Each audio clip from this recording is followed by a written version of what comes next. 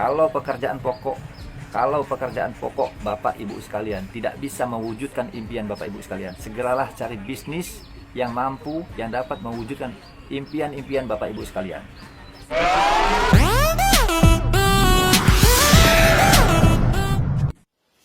Bismillahirrahmanirrahim. Assalamualaikum warahmatullahi wabarakatuh. Bapak Ibu sekalian, para sahabat dimanapun berada, apa kabar? Merdeka!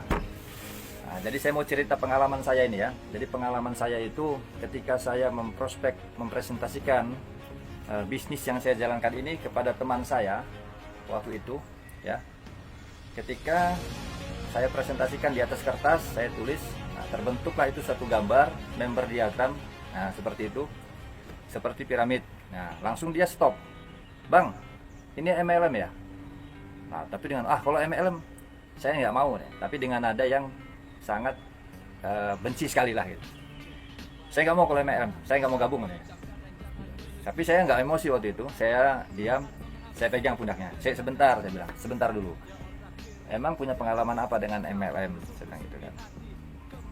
Kemudian saya bilang sama dia, pernah ikut MLM apa aja? Saya bilang gitu. Terus kenapa kok sekarang keluar dari bisnis itu? Apa sistemnya nggak bagus? Apa merugikan member-membernya, mitranya, atau bagaimana?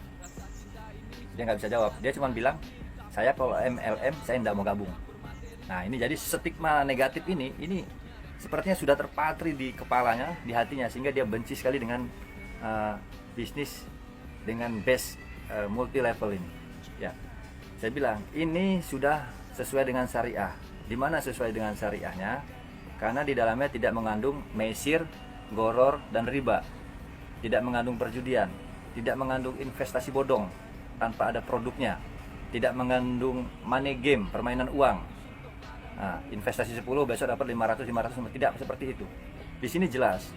Jadi sudah resmi dari Dewan Syariah Nasional Majelis Ulama Indonesia, 2 tahun lebih mereka melakukan penelitian dengan sistem ini. Jadi sistemnya memang seperti MLM, tapi tidak memberatkan mitra-mitranya. Tidak ada tutup poin, tidak ada belanja wajib bulanan. Belanja sekali selamanya.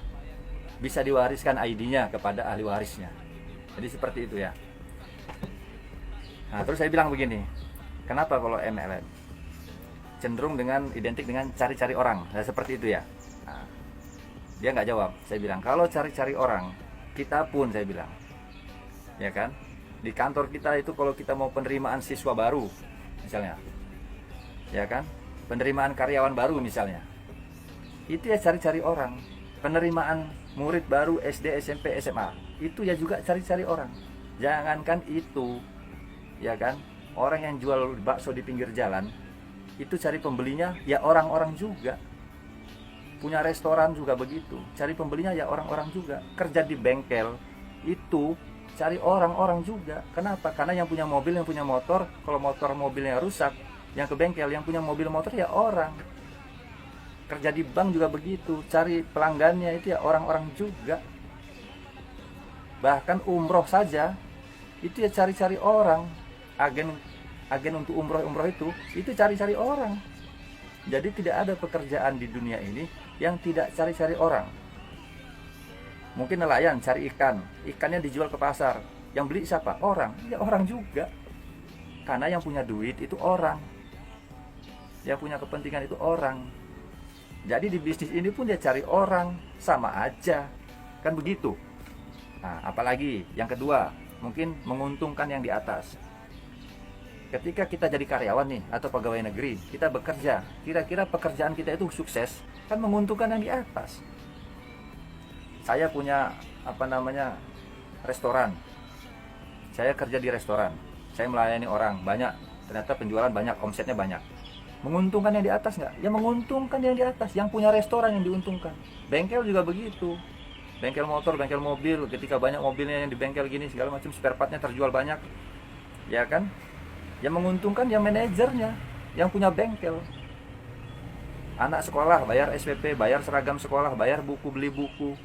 Kira-kira menguntungkan kepala sekolahnya nggak? Menguntungkan. Jadi semua pekerjaan itu pasti menguntungkan yang di atas. Nah, kalau kita sebagai karyawan, kita sebagai pegawai negeri misalnya, kira-kira sampai pensiun kita bisa nggak kedudukan kita itu melewati dari manajer kita. Sangat sulit, sampai pensiun pun sangat sulit hal itu terjadi. Tapi di bisnis ini, orang yang paling akhir ikut itu punya kesempatan dia untuk mendapatkan kedudukan, meraih reward-rewardnya itu lebih dulu daripada orang yang duluan masuk. Kenapa? Karena di bisnis ini sukses cepatnya itu tergantung dari kita menjalankannya. Seberapa gigih kita menjalankannya, seberapa brutal kita menjalankannya. Nah, jadi di bisnis ini kesempatan kita untuk mendapatkan reward untuk menjadi miliarder itu lebih dulu dibandingkan orang yang bergabung lebih lama di sini. Itu sangat mungkin sekali. Itu bedanya di bisnis ini dengan kita menjadi karyawan atau pegawai di luar sana. Nah, seperti itu. Ya. Jadi hal-hal stigma negatif tentang MLM ini saya rasa sudah terbantahkan. Saya ulangi lagi ya. Cari-cari orang, tidak ada pekerjaan, tidak ada suatu kegiatan yang tidak cari-cari orang. Pasti semuanya cari-cari orang. Tidak ada juga pekerjaan yang tidak menguntungkan yang di atas. Pasti semua pekerjaan menguntungkan yang di atas. Nah, tapi bedanya kalau kita di luar tidak bisa kita akan mendapatkan kedudukan atau melampaui manajer kita atau atasan kita. Tapi di bisnis ini siapapun upline kita, siapapun atasan kita bisa melampaui dia. Kita bisa lebih dulu. Kenapa? Karena mungkin dengan kegigihan kita sehingga jaringan kita di bawah kita itu terbina dengan baik, berkembang dan bertumbuh dengan baik. Ya, karena bisnis jaringan ini apabila sudah bertumbuh dan berkembang sulit untuk dikalahkan. Itu dia keuntungannya. Ya, jadi seperti itu ya. Mudah-mudahan ini sedikit bisa membantu. Kalau ada pertanyaan-pertanyaan seperti itu tentang multi level marketing, ya kita lihat dulu. Jangan langsung emosi, jangan langsung down dan stuck. Tapi kita dengan kepala dingin kita jelaskan seperti itu. Adu argumentasi. Di sini kita sudah sesuai dengan syariah. Kenapa? Karena resmi dari Dewan Syariah Nasional itu sudah mengeluarkan sertifikat syariahnya, Majelis Ulama Indonesia ya. Nah, kenapa 2 tahun lebih melakukan penelitian? Tidak ada unsur mesir, goror, dan riba. Tidak ada permainan uang, tidak memberatkan mitra-mitranya, tidak ada tutup poin, dan tidak ada belanja wajib bulanan. Itu. Makanya saya ingin bergabung di bisnis ini. Kalau pekerjaan pokok Bapak Ibu sekalian tidak bisa mewujudkan impian Bapak Ibu sekalian, segeralah cari bisnis yang mampu, yang dapat mewujudkan impian-impian Bapak Ibu sekalian.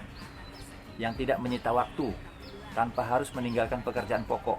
Saya pribadi mulai dari Senin sampai Jumat itu bekerja dari pagi sampai sore. Ketika malam, mulai jam 7:30 malam atau 20.00 saya mulai membagi-bagikan video. Seperti itu. Tapi kalau Sabtu dan Minggu hari libur, ya, hari libur saya full. Apabila saya tidak dinas, saya full mengerjakan bisnis ini, hadir dan menghadirkan calon-calon mitra ke seminar terdekat. Saya belajar mempresentasikan di atas kertas, saya belajar mempresentasikan di papan whiteboard, nah, sehingga saya bisa mengembangkan diri saya, mengembangkan potensi saya. Cara bicara itu pun saya belajar dari leader-leader terdahulu.